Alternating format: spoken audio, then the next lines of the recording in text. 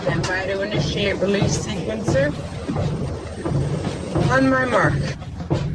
5. We're on express elevator to hell. Going down. 2. 1. Mark.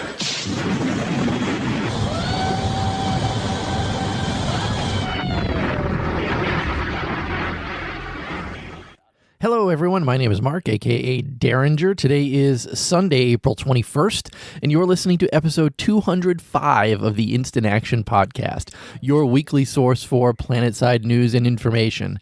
As always, I'm brought to you by great listeners like you via the Support the Show tab on instantactionpodcast.com. So first up today, I want to wish all my listeners out there a happy Easter. Yeah, I'm recording on Easter. I'm about to get ready to hop in the car for a 2-hour ride out to my parents' house to celebrate and have a nice Easter dinner. I don't even know what we're having. I can't even remember what we even eat on Easter. We don't eat lamb. I don't know. Maybe ham. I don't know what we're having. I'm not bringing anything. I just go and show up. I'm the star of the show, so I don't need to do anything. You know, I just have to show up. And stuff like that. I think my wife made lemon bars or something like that to bring. So, you know, something easy and simple that I don't even need to think about or need to worry about. But hey, today's Easter, and unlike you guys, I mean, I'm childless now. You know, they're all out of the house, so I didn't even have to worry about any sort of Easter egg hunts today or any stuff like that. Which honestly, I kind of miss. That was kind of fun. I miss doing them myself and. Miss watching my children do Easter egg hunts. One year I do know that there was an Easter egg in the house hidden so well that my daughter did not find it for 8 or 9 months. And it was actually, we have like a chandelier type light in the dining room, and it was on top of the chandelier, somewhere that she couldn't reach, regardless of how old she was. And it sat there for 9 months, and every night at dinner I'd go in there and I'd see it up there and, waiting for her to notice that it was up there. And she never did. So like I said, that's probably the best Easter egg hunt that I can recall of all times. But enough about talking about Easter and Easter egg hunts, because I'm sure some of you don't care because Easter's just another holiday and another excuse to have to visit family that maybe you don't want to visit. And you'd much rather be playing Planetside too. So with that, let's roll into exactly what's in store for this week's show. Well, first, I have a pair of PTS updates to talk about. Nothing fancy, just some fixes, some known issues, etc. as we get ready for the DX11 and the NS Operatives launch that is coming soon. After that, I want to talk a bit about the Briggs to Connery announcement and then finish this week talking about data mining. So strap in as we hot drop into another episode of the Instant Action Podcast.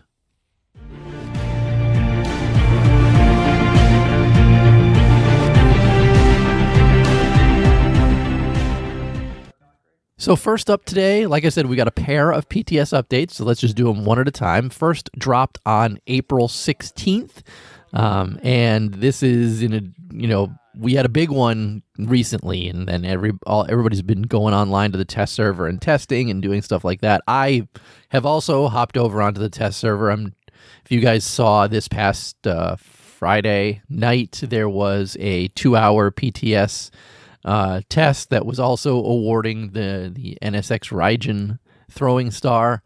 I participated in that. I'll let you guys know once I actually receive my Raijin. So I wasn't on for very long, and the reason I wasn't on for very long is because I couldn't find any fights. I logged in, went to a base, killed a guy. He killed me. We flipped the base back and forth a couple times, and that was it. And then no one else came, and I didn't see anybody else for the good 20, 30 minutes that I was on. So I will say, if the devs are listening, you need to do a better job announcing when you're going to have one of these. And I also think that you've done a good job announcing it for U.S. players, but I don't know how good you've been doing for non-U.S. players, specifically getting these public playtests up for European players. I guess I should probably check the time zones when I'm saying this, because most of them are happening at 2 Pacific, and the one that happened on Friday was starting around 9 Eastern. So what does that translate to European? I mean, doing some conversions online, I think that 2 p.m. Pacific, let's see, that was about 11 p.m. for Central European. So, I mean, that would be a good time. But, or I'm sorry, yeah. And then if we're talking about the one that was 9 p.m. Eastern, that would be 6 p.m. Pacific. That's 3 a.m. Central European time. I don't know how many European players could have done that. So maybe I got to walk back on my previous statement. I mean, if some of you European players were up at 11 p.m. at night to do the first playtest, that's a little more reasonable, but definitely that one that just happened this past Friday, not as reasonable for European players. So again, I just wish the devs would do a little better job announcing these kind of in the future. I'm sure these are, spur of the moment stuff that they say, oh, let's just do this and see how many people that we can get on. But I know that the first one was really good, so good that they got too many players on and crashed. So hopefully they can have another one. I'd love to see another one sometime this week that they could do. And maybe if they do it early in the morning for them, that it can be primarily a European play test and not focus so much on the US and go from there. But again, we're talking about the April 16th PTS update, and I've kind of went off the rails on that. Within this update, they fixed a number of crashes that were identified by the last playtest. They had a bunch more DirectX 11 optimizations. They made some fixes for max attachments and animations. They made some fixes for some other animation-related issues, but not all known animation-related issues, so just be aware of that. They re-exported a handful of art assets that were causing errors with the client, and they made a fix for vehicle debris left when players log out while in a vehicle. They did say that there were 2 known issues that they're still working on. Quick deploy UI is not working correctly, and other NSO issues such as friendly fire and the warp gate were not fixed as of the April 16th update. And again, with this update, they did post a note that says, please log in and find a fight if you can. We're still trying to hunt down any more client crashes remaining in this build. Thank you to everyone that has been helpful for us testing this upcoming release. As always, your /bug reports have been very helpful. Keep them coming. Prior to the next one, I do know that they were looking for people that were specifically having issues with frame rates being capped out to the hertz of their monitor. So, for example, if you were using a 60 hertz monitor, some people were getting capped out at 60 frames and couldn't get above that no matter what they did. I know that they were specifically looking for information on that one to try to track that one down. I went in and tried to test it, and I couldn't recreate that, so it's not something that I was experiencing. But if that's something that you are experiencing, know that they are looking specifically for that one. So that's the entire April 16th PTS update. And with that, let's move on to the April 18th PTS update.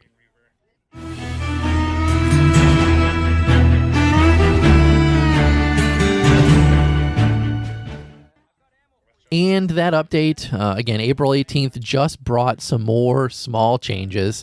So they were able to fix the friendly fire for the NS Operatives faction in the Warp Gate. That is now fixed. They also fixed the terminals in VR so that NSO characters can use them.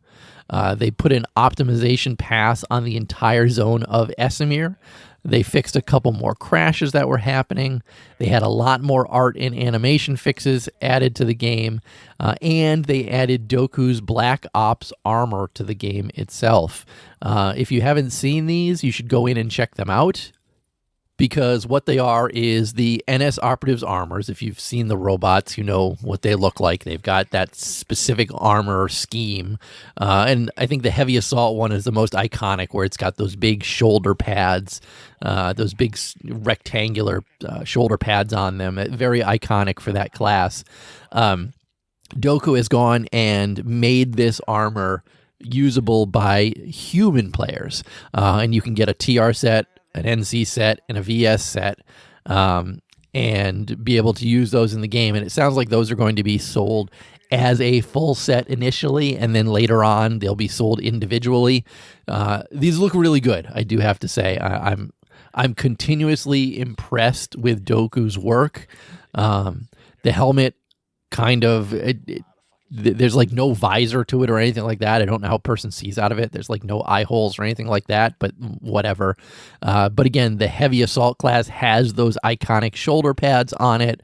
It's got the nice NS symbol right in the middle of the chest on every single one of them.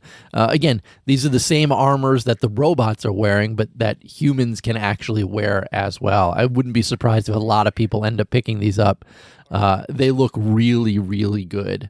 And again, Doku has outdone himself once again on creating some armors and some great stuff for the game. And obviously this is something that he already had in place working on for the NSO. So I don't know how difficult it was for him to transition these over into regular players as well. But again, they're done.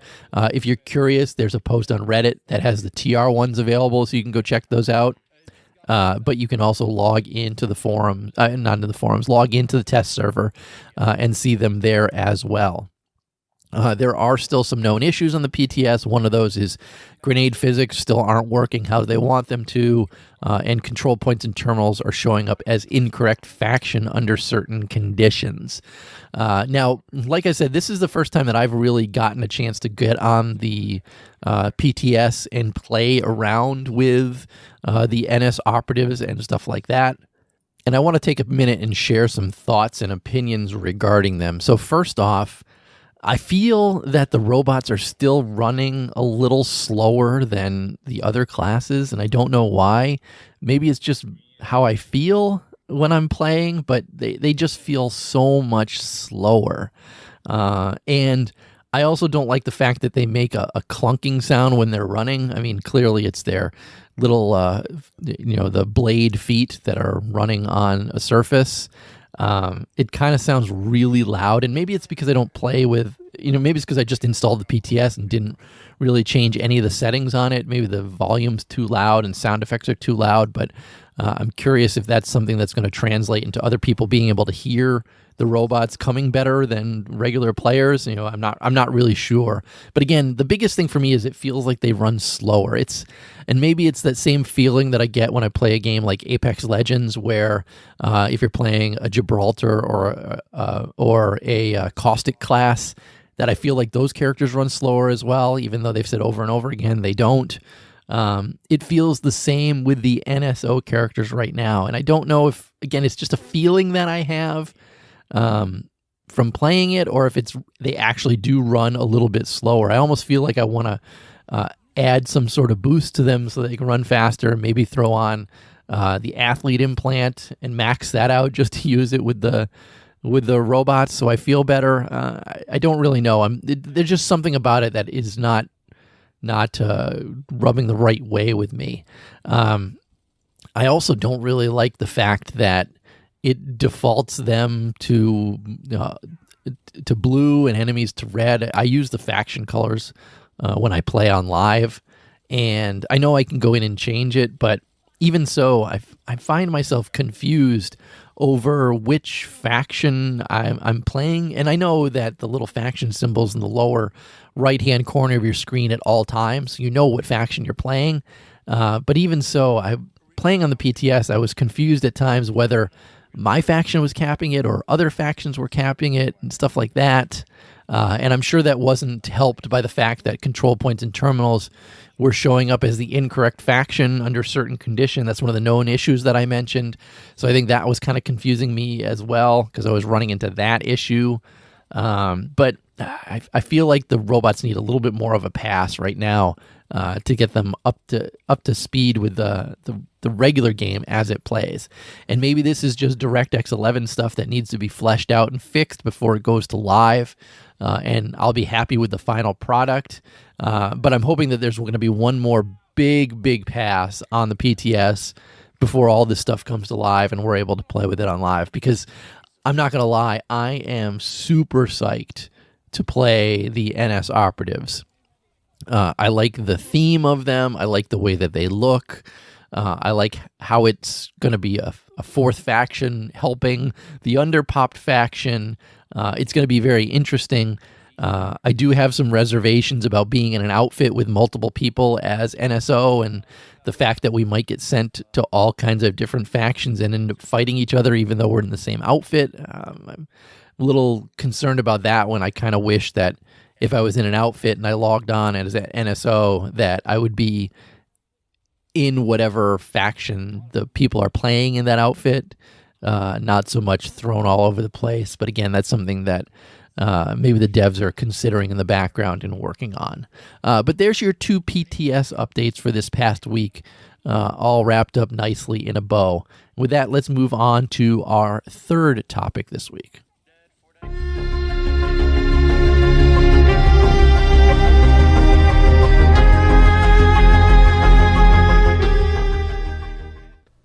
So third up this week, in kind of big news that I feel like it came out of nowhere.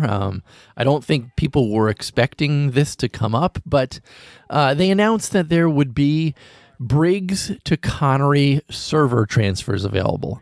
And this is described as one-way server transfers between Briggs and Connery are currently enabled. So that means if you have a Briggs character, you may transfer them to Connery.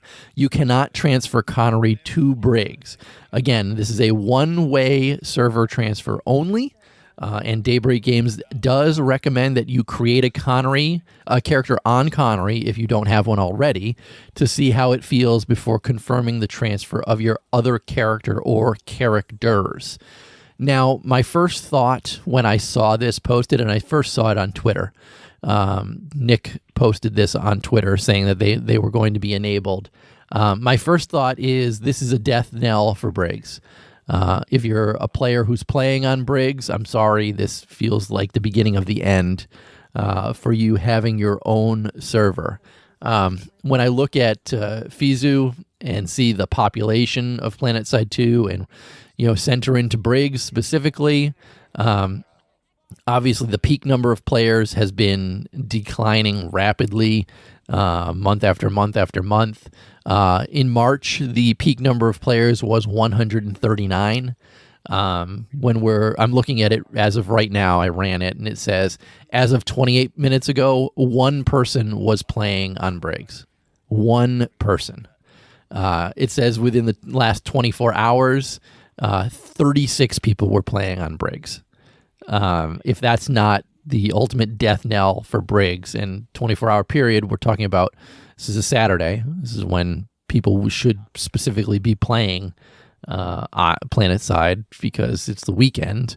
It makes me feel that a lot of people have made the switch from Briggs to Connery already, and I would not be surprised if we're looking at the beginning of the end for the Briggs server. Again, if you're a player on Briggs, I'm sorry.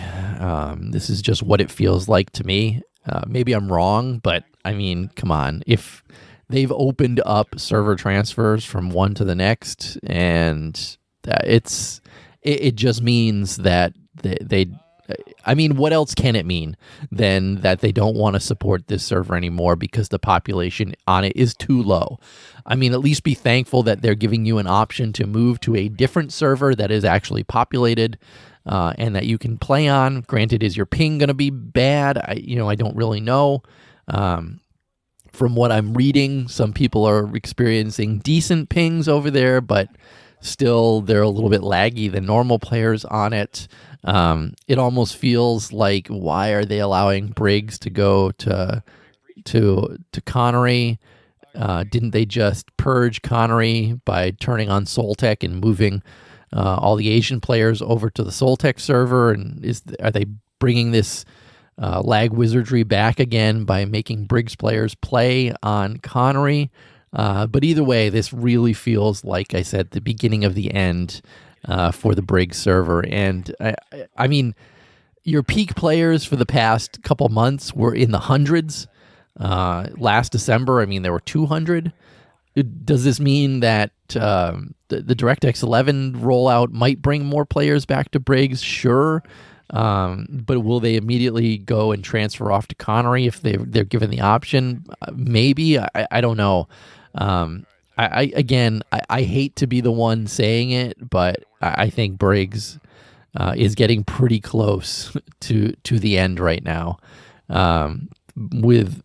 It's just looking at these numbers for the past 24 hours are very disheartening. I personally wouldn't want to play on Briggs if these were the numbers that I was seeing. If I was logging in and only seeing 36 players at a peak time, that's abysmal.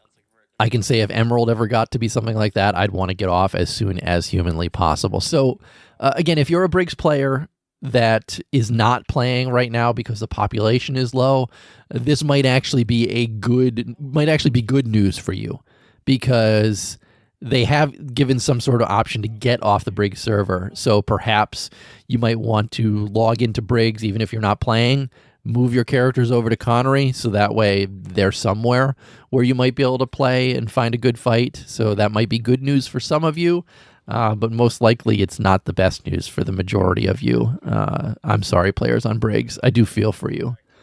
But with that, let's move on to our fourth and final topic for this week's show.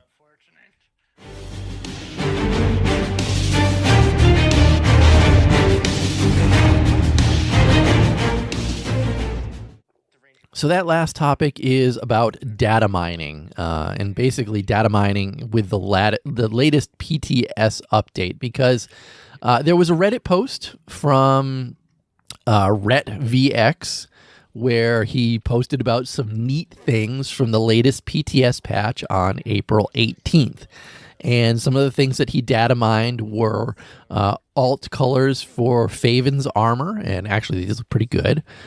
He also data mined some angular camo, which we don't know exactly what that is. And he also data mined some other camo, an astral camo, a scanline ambush camo, and a burlap camo. If you've been on Twitter, you know that Rel tweeted about the astral camo on a Vanguard. It looks pretty good. I mean, it doesn't look bad at all. Rhett also data mined something about the NSX Platinum Tengu, auto-joining squads at login, which we knew about. When that's toggled on, the player will automatically join an open squad upon logging in. So interesting to see that they're turning that into a toggle that you can put on and off. They're also working on the no deploy zone area map tint color and the orbital strike areas map indicator colors. But what's more interesting to this than all the stuff that he data mined and posted here is that Rel responded to his Reddit and basically told him, please stop for hack Rhett. This is final warning. And Rhett replied that he'd at least stay off Reddit. And Rel replied that he didn't mind. He did say that data mining is a nice thing to do for the community, and many folks appreciate it. The only time it's troublesome is when a fun surprise gets spoiled. And then he says, but those are few and far between as it is. So the first thing that I thought of when I read that comment is the NXP Tengu, a platinum version of the Tengu itself, is most likely going to be something that they're going to be giving away pretty soon. And it made me think back to the last time they gave away a platinum. What did they give? The platinum Tonto, and it wasn't that I believe they did it through the PS2 welcome back code. They gave you a platinum weapon, and they gave you a camo or something, I believe, or a helmet, I believe. That was 2 years ago at this point. I wouldn't be surprised if they're considering another PS2 welcome back campaign. Obviously, they've been doing a lot with the DX11, the NSO, and they say they're going to be doing a huge marketing campaign and stuff like that to get players to come back to the game when all this stuff is released. They also have the Planetside anniversary coming up next month. I don't think that we're going to see the Platinum Tengu as part of the anniversary, but I do think that the Planetside Franchise anniversary, they'll unlock all those bundles again. Maybe the bending beacon will be available again during that time and stuff like that. But I do think that Rel is indicating that the Platinum Tengu is most likely something that's going to be given away for free. And again, I'm blind speculating here. I like to do that a lot on this show. Rel has not come to me personally and said, yes, Derringer, you're correct. We're going to be giving away the Platinum Tengu. I'm mad that Rhett let this slip by data mining it, but that's kind of the opinion that I'm making on this. So I wouldn't be surprised if we see something like that coming soon. This could open up for more people to data mine more stuff based on this response, but or some people could feel the opposite and say, I don't want to get in trouble with the devs by data mining stuff, and there'll be a lot less data mining. But I feel like, based on Rhett's comments, he wanted to do more data mining and release more information from the PTS, but kind of got slapped down by a dev for doing it. So interesting. There's the two sides of data mining. It's for the community, but also devs don't want you to data mine too much because it releases things that they kind of want to have secrets and good surprises for the player base. I mean, if this is true about the Platinum, Tengu, then he has kind of ruined a surprise that the devs might want to release to all players. So it sucks that a surprise might have been ruined, but still, data mining is data mining. I will let my listeners form their own opinion regarding that as we move into housekeeping. Housekeeping. Housekeeping. Come back later, please. Housekeeping. Not now. Housekeeping. Go away. I coming anyway? And I did get 2 emails this week. The first one was from Hybrid, and Hybrid writes, Hi, Derringer. I thought those max kill charts were very telling as well, but I think it also points to something else. I have a suspicion that NC Max players haven't gotten used to being unable to barrel into a room and clear it out in a matter of seconds. It would be interesting to see global max kill death rates before and after the balance pass to see if this is true. As always, keep up the great work. Hybrid, I think you're probably correct in saying that. I mean, NC Maxes, you could just run in there and, clear everything out really quickly. And I do think that the opposite is true now. They're very, they get taken down very quickly by other Maxes still. They get taken down pretty quickly by infantry. Infantry is surviving longer than they used to. And things like that. So I have the same suspicion that you do, that this is most likely true. But time will tell if we see another update to Maxes or not to give them a little bit of their power back. But I still do think that the nerf was a little too much based on the data. I did also get an email from Matt9, and Matt9 writes, Derringer, the max data discussion is good, and I hope that the application of data can help us all ensure a balanced and fair game for all factions. I heard you were coming out to where the Connery server folks live for vacation soon. I hope you get that tour of Daybreak Games. If you happen to be out here during the Falcon 9 radar sat launch and are interested, I can get you within a few miles of the launch site for an amazing experience. Thanks again for the great podcasts. So Matt9, yes, I will be, like I said, out in California. Isn't that what they say in Beverly Hillbillies? Pretty soon. I'm coming the last week of May. So actually, I will miss the Falcon 9 radar sat launch by about a week. But I do appreciate that offer. And I did actually reach out to Roxley over at Daybreak Games, and she said that they would love to have me come in and do a tour. So I am working on that with them, and I am extremely excited to go and meet the majority, because really on the current Planetside 2 team, the only person that I've met personally is Rel. Everybody else is new since the last SOE Live I went to, so I'm really excited to meet all of them in person. I'm excited to meet Drew in person, Nick in person, and everybody else over there working on the game. So yeah, I'm definitely looking forward to that, and I'm thinking already that is probably going to be the highlight of my California vacation. As sad as that may sound, I'm very excited for it. But that is it for this week's show. So how can you get in touch with me or the show? Your first stop should be to visit my website, www.instantactionpodcast.com. After that, you can always email me like Hybrid and Matt9 did, instantactionshow@gmail.com. Like always, I read them all and respond to every email I get. You can also call me and leave me a voicemail at 347-4VM-4PS2. That's 347-486-4772.